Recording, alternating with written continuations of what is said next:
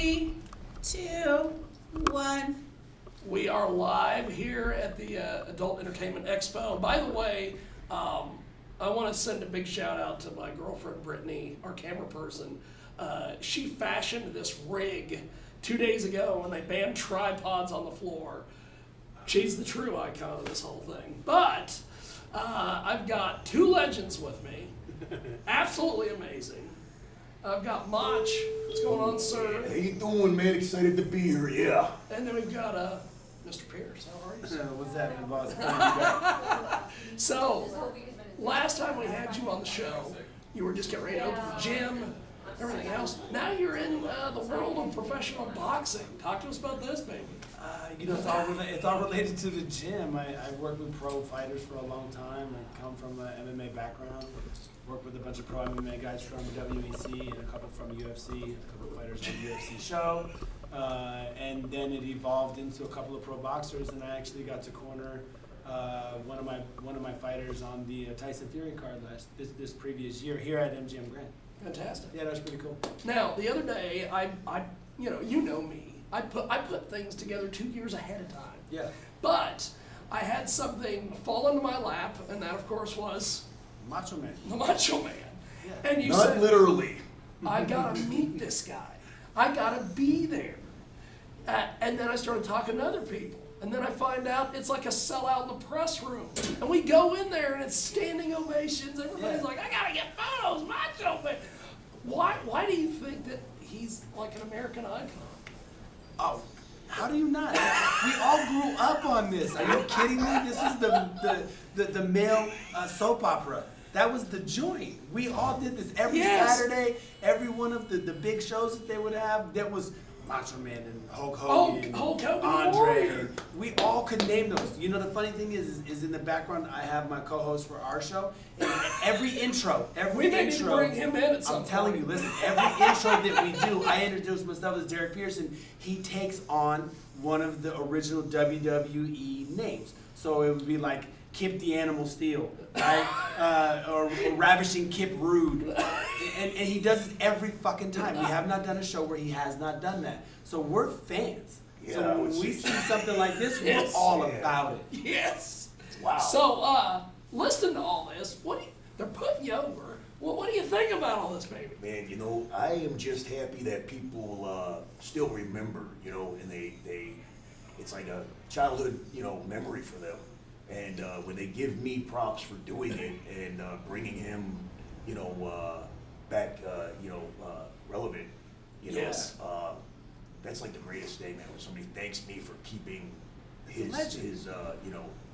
Real legends don't die. Real legends do not die. Exactly. I'm living proof of that, right? I'm telling you. Legend came back, yeah. So, Motch, sitting here, we got Derrick Pierce. This guy's involved in everything from fitness to, I think you got your own fucking cologne or something. You're all over. God, I hope not. It smells terrible. Smells like blood and sweat. You know what, man? It smells like water-based lube and fucking condoms. You know, that's a very nice scent, though. I bet you know what? If you made something with that scent, whatever it is, car fresheners or you know, cologne or whatever, it would sell. Somebody will buy it, everything. I mean, there's always somebody out there.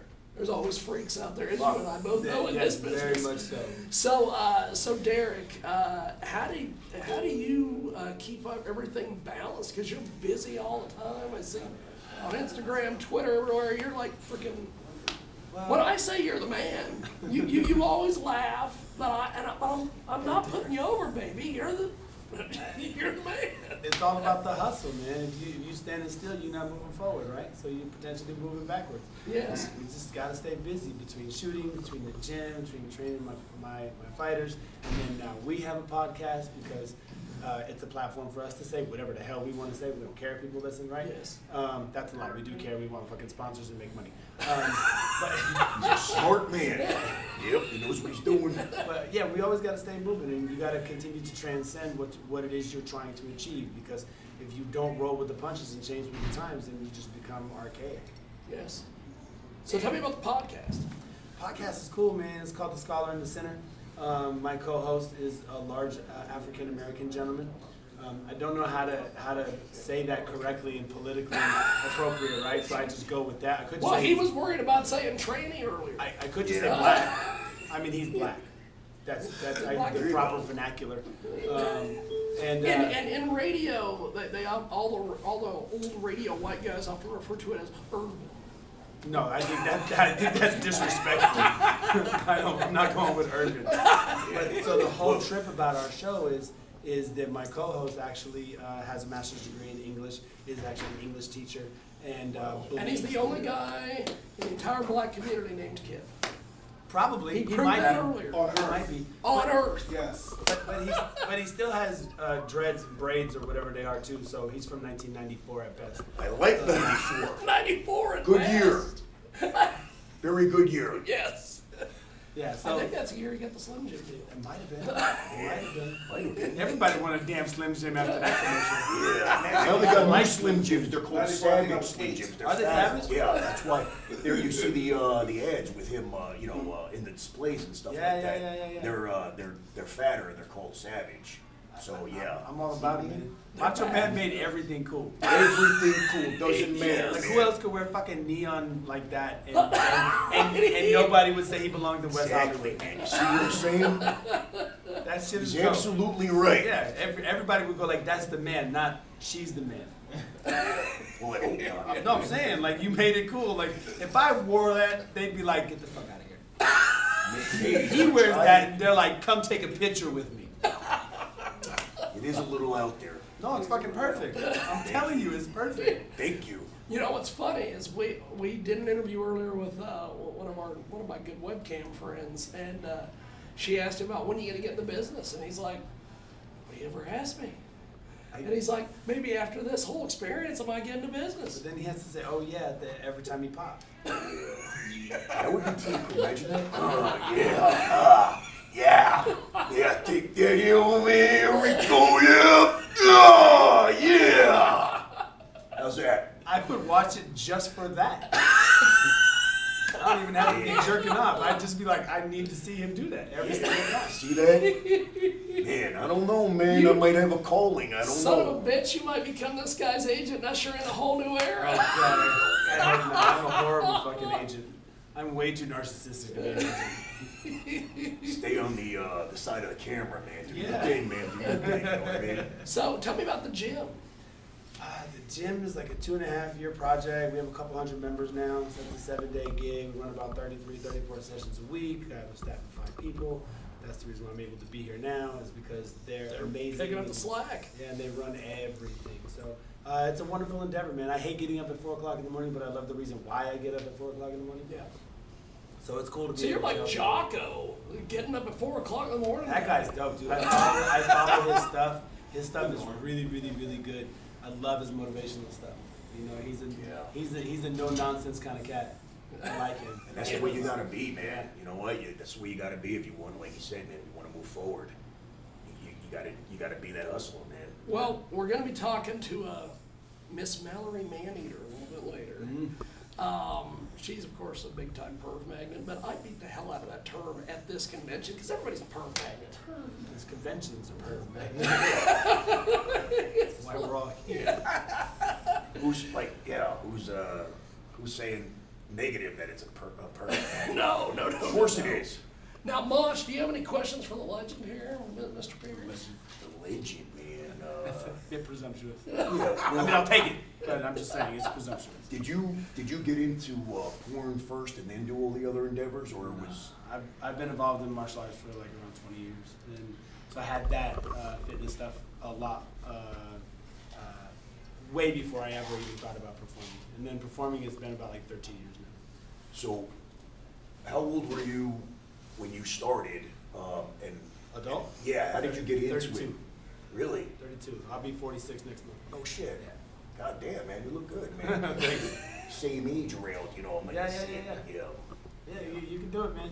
You gotta stay sharp. These young bucks, these young bucks. I be trying to kick them off of shit whenever I can, because they're jockeying for my paycheck. Jogging for my face. Yeah, it's like the saying. wrestling business, man. Yeah. You know, bury who you got 'em, man. You know, that's just the way it is. Yeah, it's all the new guys.